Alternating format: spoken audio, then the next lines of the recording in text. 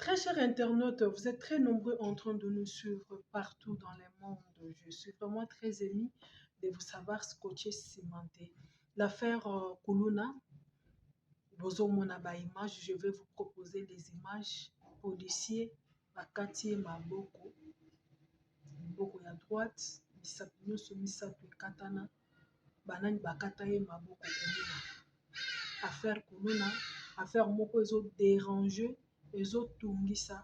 Et chose grave, ce qui fait mal, leur bazozwa initiative ya mettre fin na bandokyo ya bano ya bakuluna. Tozomona bandeko mosusu bazotelema au nom ya droit de l'homme pour défendre bana oyo et puis pona koloba ete et peine de mort ezala exécutée. J'ai suivi aussi le message du chef de l'État.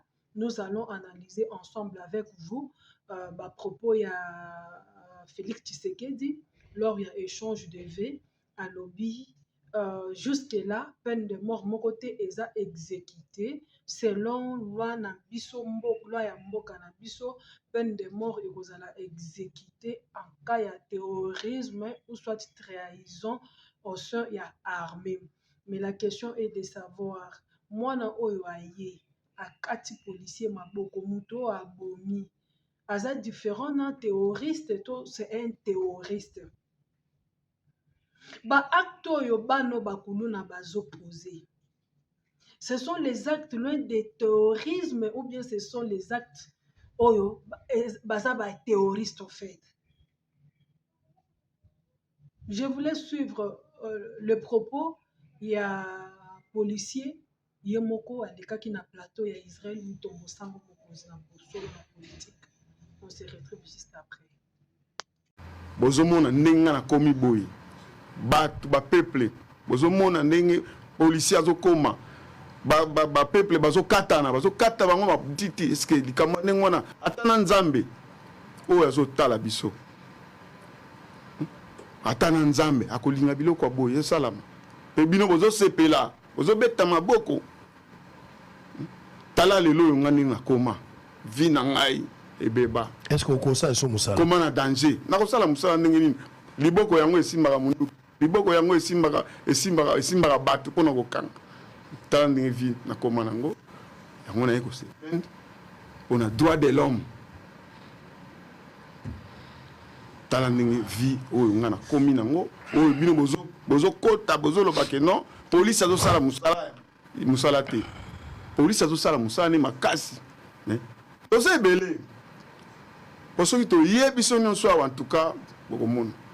Tu es belé, tu as vu na biso ndenge tikali. Nazo zongela. Ndeko na ngai ba kongoli policier azaiso na loboko te. Laksa dete laksa. Policier azaiso na maboko te. Kulu nanda kati loboko. Kulu na kati policier loboko moko bozomona ya gauche ezate ezaya kokende. Ba kata loboko bakenda nango. Atikala komona loboko te bakenda nango lobi achango na nzungu. Teo bachaka na nzungu mususu oyo ngai bakati loboko oyo koto misapi misato bakata ikwea moto akati yango eza kuluna etumbu nini fo bapesa bakuluna nalingi yo benga na en direct likambo ya droit de l'homme policier atikali malheureux ndenge atikali boza na eloko sute aza na mwasi aza na bana na mboko eza normal l'état il faut azoya en charge tina suka liwana ye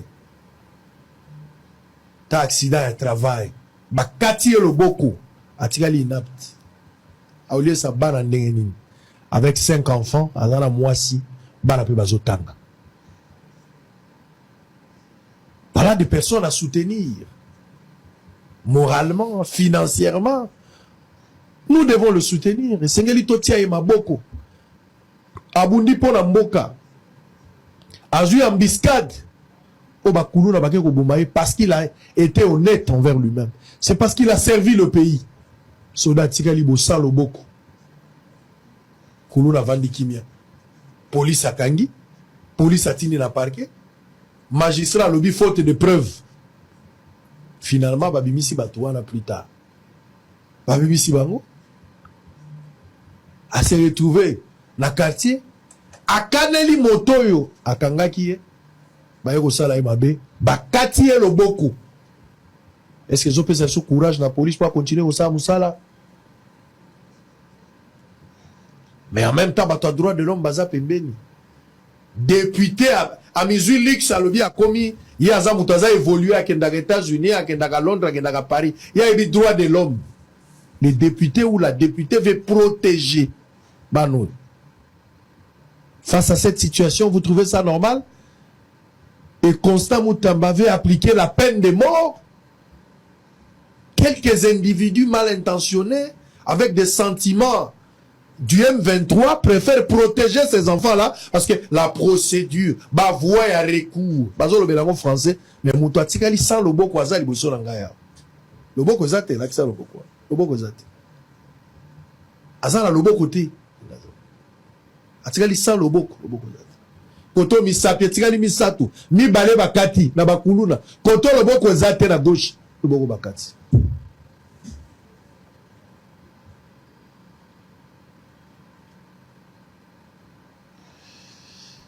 Donc on va prendre une petite pause. On revient, je vais ouvrir le téléphone. Alors, tu as un téléphone opérationnel. Boeb Sanga, il y a peine de mort. Likanisi ya mabe to ya malamu.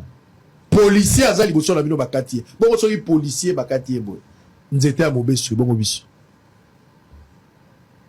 C'est trop. Nzala eza raison ya koloba teke moto akomi kulu na pona nzala. Obiso nosto botami na famille ya bato ya mbongo te. Malgré nzala, to koye kozala bakulu na te. La vie est faite de choix. Et puis, au leba iba kaka ya pamba, mais bakomi peko boma batu. Kokote la batu na kati yanda, ko violé na ko violé.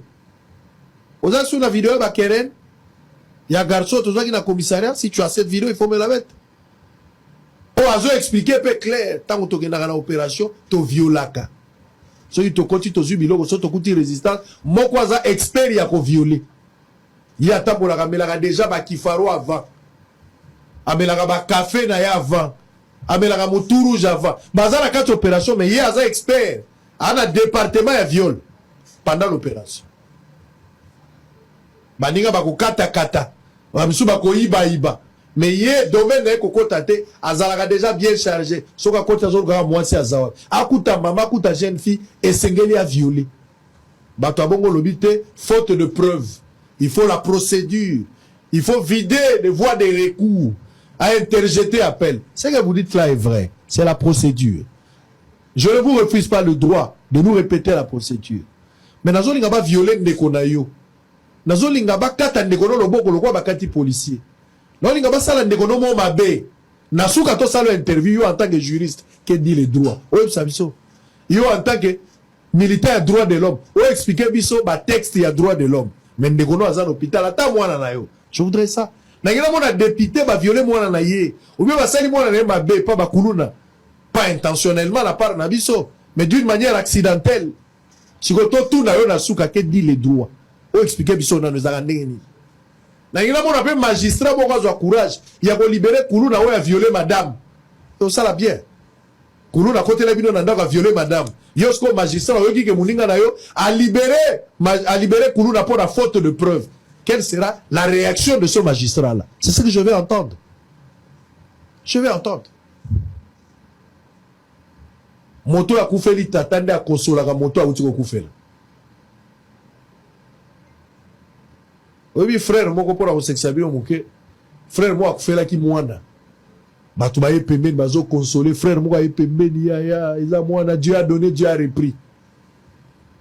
Frère azole la bazo habiter Dieu a donné, Dieu a repris. Bazo si ben kolela te okobota kaka kolela te. Atiki kolela. 3 mois après frère ala kufeli mwasi. Oyo, oya ki consoler muninga kufeli mwasi.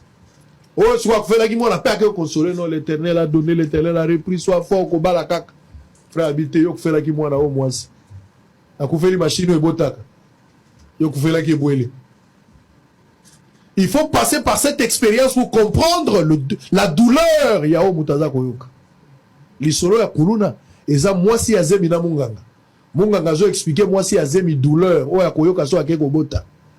Oyoka ba contraction na 4 heures obando yoka bwezo lemba obando yoka likolo. Wana explication à docteur. Mais douleur mwasi azemi nazo quand même. Bozo expliquer phénomène kuluna. Mais victime a telemi liboso na biso. Policier en tenue. policier en tenue.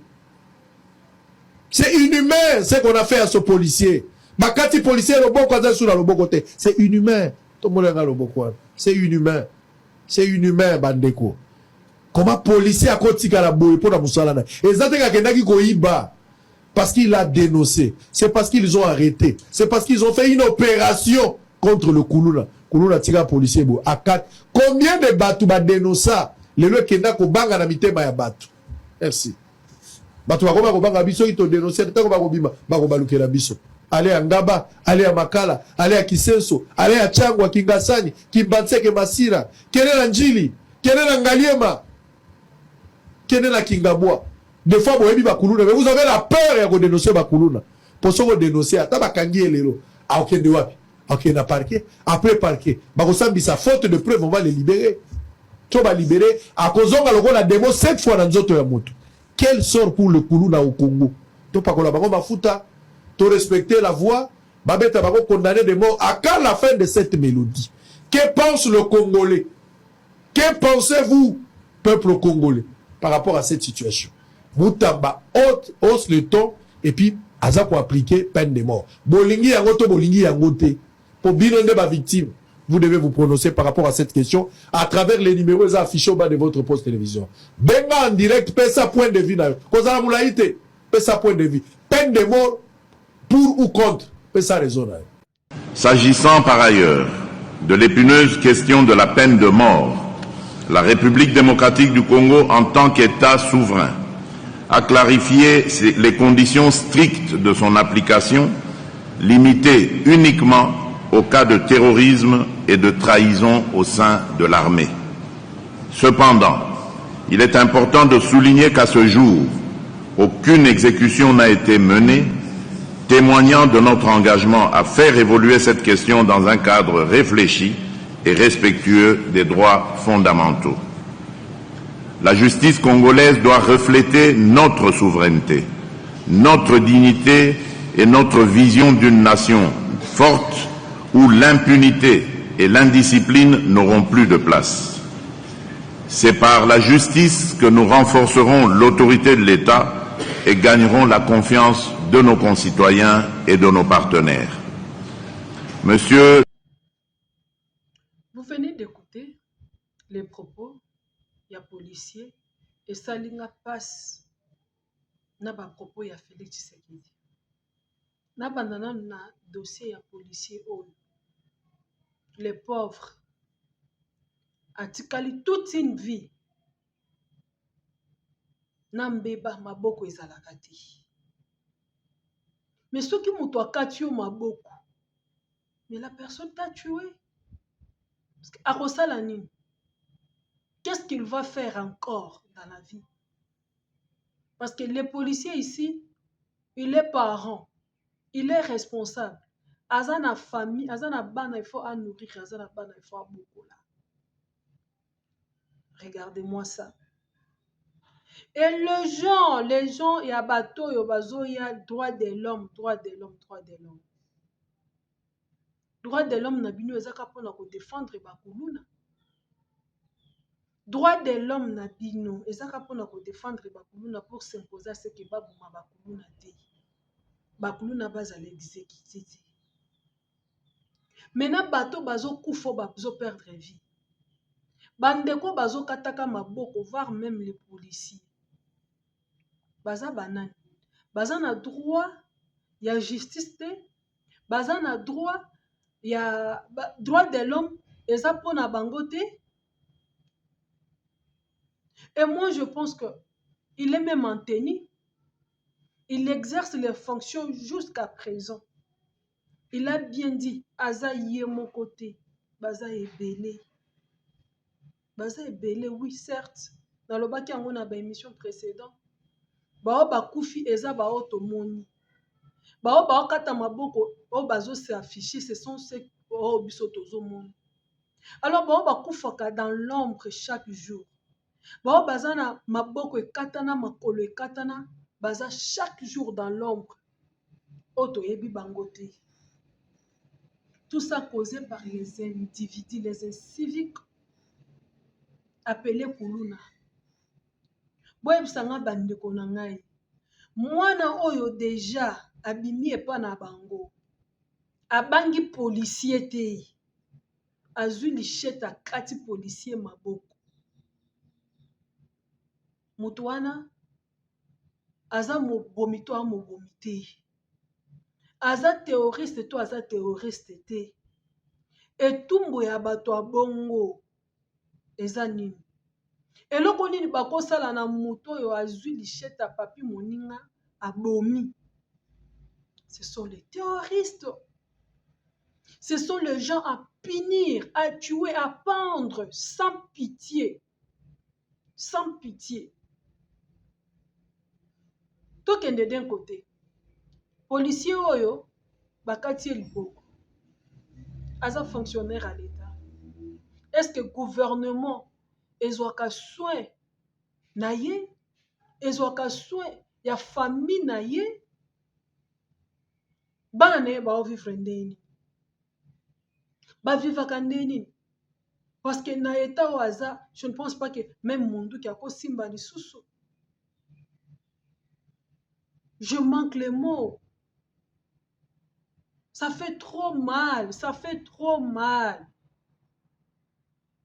Et ça décourage. Vous savez pourquoi ça décourage? J'ai vu quelqu'un dire que bah propos ya Tshisekedi et ça bah propos moko décourageant, ça risque de décourager qui le ministre ya justice oyo azana ba initiative malam o azana ba idée malamu ya ko mettre fin na bano bakuluna. Certes, nous vivons dans un pays, il y a contradiction. Congo est en contradiction à un niveau moko impossible. Ministre à côté, les mazui décision à cause de l'eau. Président, na tour na ye, aye pe na version na ye, aye pe na ko contredire. Je ne sais pas au fait. Ou bien ngane na comprendre bien te. Bande ko boko menanga na commentaire, bo expliquer ngana nous. Peine de mort et cause la exécuter.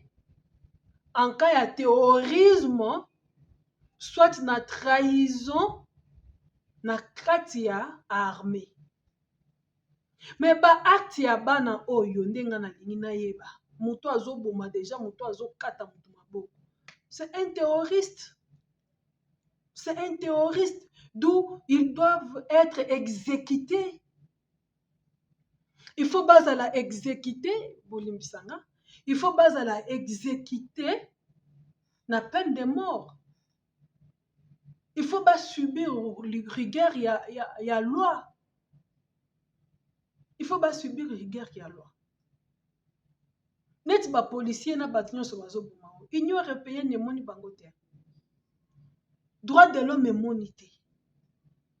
C'est décevant. Yango na lobaki bano bakuluna, il y a les gens qui sont derrière eux. Et ana bato ba finansaka bango, et ana bato ba pesaka bango courage. Ya ko sala n'importe quoi, ya ko boma, ya ko continuer na ba dégâts oyo. Et puis d'un côté, Elobata général Makoso. C'est notre pays qui sera en danger. Bokola la bolamu ki penza bomoni bano ya bakuluno basali rébellion. Po déjà les muto aza banga policier te, a banga soldat te, a boma policier, a kata policier maboko, a boma civil. Bato na baba nani. Un jour un bon matin bokola la bolamu ki bokuti bango basali rébellion. Souvenez-vous na histoire ya Haïti et banda ndenge nini. Parce qu'on peut dire que bon, voilà, baza bana, eza po na manque ya musala, eza po baza encadré bien te. Non, that is not a reason. That is not a reason. La place de l'enfant, c'est à la maison. La place de l'enfant, c'est à l'école. La place de l'enfant, c'est à l'église. Quand déjà un enfant a le courage de tuer, un enfant a le courage de prendre le couteau, les machettes, ce n'est pas un enfant. Azali susu mwana te. Et je pense un bon matin bazui 4, 5, 6, 7, 8, 9, 10. Kuluna. Ba pendre bango en public. bino bokomona na nyakobima na balabala na lisheta yo kata moto emboma te tolali tolamuki toyoki ke kuna badetourne million bazwi ka moto adetourne wana basambisi ndenge tomona baproci eleka awa na stade de martyre batie ye singa cran bakati ye omona nani akodetourne mbongo mboka neti pays na biso neti Congo eza mboka oyo esengeli fimbu esengeli vraiment loi ezala appliquer correctement sévèrement loi ezala appliquer correctement sévèrement neti policier oyo bapolicier oyo nyonso bakati maboko perte ya nani perte ya famille na bango salaire ya combien bazwaka les gens souffrent salaire à combien policier azwaka salaire à combien enseignant azwaka salaire à combien médecin touche tous on sait que Congo wana mbongo ezaka ke pa bapoliticien ce sont eux qui détournent ce sont eux qui ont le monopole de manger l'argent du pays koyiba ndenge balingi bazosala nango oyo bamoni ndenge touti komona 300 000 500 $ débloqué mpona koremettre na maboko ya individu centre molimbi akende kosalisa azoya mpe azobeta masolo napesaki do na église nasalaki tu ne trouveras pas ça dans aucun pays kaka na Congo mboka masapo mboka bato moko distrait mboka bato moko distrait les choses doivent changer nous devons changer notre façon de voir les choses notre mentalité nous devons aimer les pays parce qu'on a level mboka ekomi na phénomène kuluna eza lisusu level ya kokanga bango kotia bango na centre ya rééducation te ya kokanga bango kotia bango na prison te ekomi awa il faut maintenant kopasser na acte peine de mort il faut ezala exécuter na bano bakuluna oyo baobuma baza différent na bathéoriste te ce sont le dangereux baza trop dangereux bana oyo et soki kaka bozwi makambo sérieux te bozo négliger bozo défendre ndenge bozo défendre wana bozo céder na ba intimidation à Union européenne bozo céder na intimidation ya ba soi-disant droits de l'homme mboka oyo ko se retrouver na chaos neti na Haïti. Merci, vous êtes très nombreux en train de nous suivre partout. Si c'est la première fois de nous suivre, abonnez-vous massivement, likez notre vidéo, partagez. Et surtout, n'oubliez pas vraiment la cloche de notification pour ne pas rater l'un de nos numéros. Les numéros sont affichés au bas de l'écran.